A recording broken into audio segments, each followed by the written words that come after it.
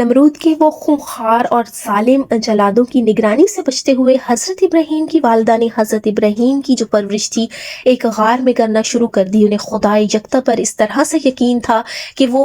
उनका दिल इस कदर मुतमईन था कि खुदा ने उनके और उनके बच्चे की अब तक हिफाजत की है तो आगे भी खुदा ही निगहबान है और खुदा ही हिफाजत करने वाला है। लेकिन वो अपने बच्चे की जुदाई को दिल ही दिल में बहुत ज़्यादा महसूस कर रही थी, अपने बच्चे को याद कर रही थी। तो खुदा ने भी उन्हें इल्हाम के ज़रिए उनके दिल को मुतमईन किया और जब कभी वो अपने बच्चे से मिलने के लिए वक्त पर नहीं जा पाती थी, लोगों की निगरानी होती थी, वो उन जालिम लोगों से निकल कर गार की तरफ नहीं जा सकती थी, तो अल्लाह ताला जन्नत की हूरों के ज़रिए हज़रत इब्राहीम को परवरिश की। उन्होंने हज़रत इब्राहीम की हिफाजत की। हज़रत इब्राहीम अपनी उंगली जब उन्हें भूख लगती, अपनी वो उंगली जैसे ही मुंह में रखते तो उससे दूध जारी हो जाता था और वो इस तरह से दूध पीते जैसे एक बच्चा अपने माँ के सीने से दूध पीता है और वो उनका पेट भर जाता था। इस तरह से अल्लाह ने हज़रत इब्राहीम की परवरिश की, अल्लाह ने हज़रत इब्राहीम की हिफाजत की। ना ही कोई जानवर, जंगली जानवर उस गार के करीब आ सकता था,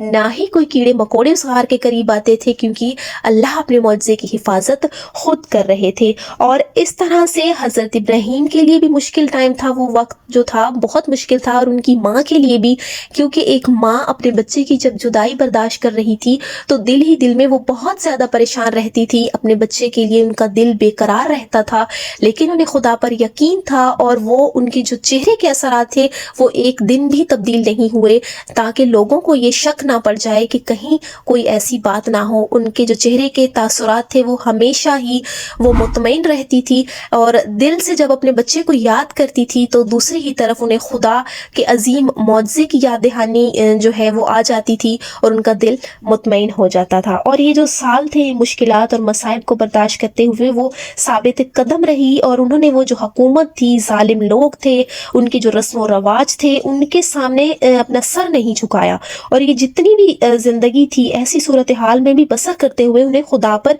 यकीन रखा और खुदा का शुक्र ही करती रहती थी। और हज़रत इब्राहीम जो थे वो भी खुदा का शुक्र करते रहते थे और इस तरह से कई साल गुजर गए। 13 साल जब गुजरे तो हज़रत इब्राहीम बड़े हो गए थे, अब उन्होंने 13 साल गार में ही गुजार दिए। हज़रत इब्राहीम नमरूद के ये जो संग दिल और बेरहम लोग थे, जल्लाद थे, तो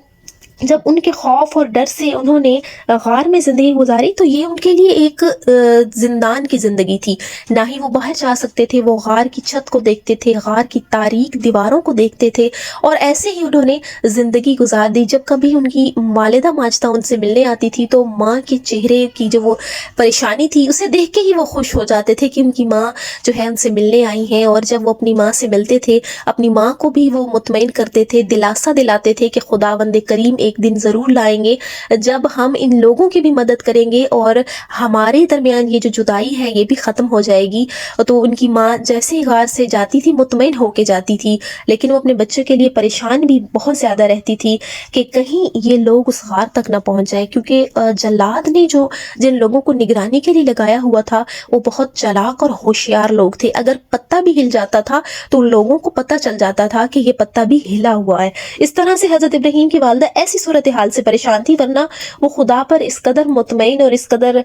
वो भरोसा था उन्हें कि अपने मौजज़े की खुदा ही हिफाजत करेगा। और ये जो गार की जितनी भी ज़िंदगी थी, इस ज़िंदगी में भी वो साल जो थे हज़रत इब्राहीम ने गौर व फिक्र में गुजारे और वो हमेशा ही ये फिक्र गौर करते रहते थे कि खुदावंद करीम ने किस तरह से वो मेरी हिफाजत कर रहा है। और जब वो लोग गार के करीब नहीं होते थे, रात के वक्त या जैसे ही हज़रत इब्राहीम की जो अब उन्हें बाहर जाने का दिल करता था तो वो कभी कभी जब बाहर जाते गार से देखते कि वो आसमान को देखते, सितारों को देखते, पहाड़ों को, चश्मों को, फूलों को देखते, दरख्तों को देखते, तो वो देखते ही रह जाते और गौर व फिक्र में पड़ जाते कि खुदा ने किस कदर नेहमत से नवाजा है इन लोगों को, किस कदर नेमतें दी हैं। जैसे ही वो अपना ज़मीन गार से बाहर जो थे, अपना जो पाँव था वो ज़मीन पर रखते थे तो वो एकदम से गौर में पड़ जाते थे और खुदा का शुक्र करते थे और कहते थे परवरदिगार वो कब आएगा दिन जब मैं میں آپ کی وحدانیت، آپ کی جو ہے آپ کی قدرت کے بارے میں لوگوں کو بتاؤں گا اور یہ لوگوں کو غلط رسم و رواج سے میں نکال دوں گا۔ تو پروردگار وہ دن کب آئے گا؟ وہ بے قرار اور بے صبری سے اس دن کا اور اس ٹائم کا انتظار کر رہے تھے۔ وہ چاہتے تھے وہ جلدی سے بایا جائے اور لوگوں کو اللہ کی وحدانیت کے بارے میں بتائیں کہ وہ اس قدر رحمان اور رحیم ہے کہ اگر وہ غار میں میری حفاظت کر رہا ہے، ان گناہ گار لوگوں کی حفاظت کر رہا ہے، تو لوگوں کو چاہیے کہ وہ اللہ کی ہی عبادت کریں۔ آج کی ہماری ویڈیو یہیں تک ہے۔ ہم ہماری اگلی ویڈیو میں جانیں گے حضرت ابراہیم غار سے باہر کب اور کیسے آئے۔ تب تک آپ اپنا خیال رکھیں، چینل کو سبسکرائب ضرور کریں اور ویڈیو کو لائک کریں۔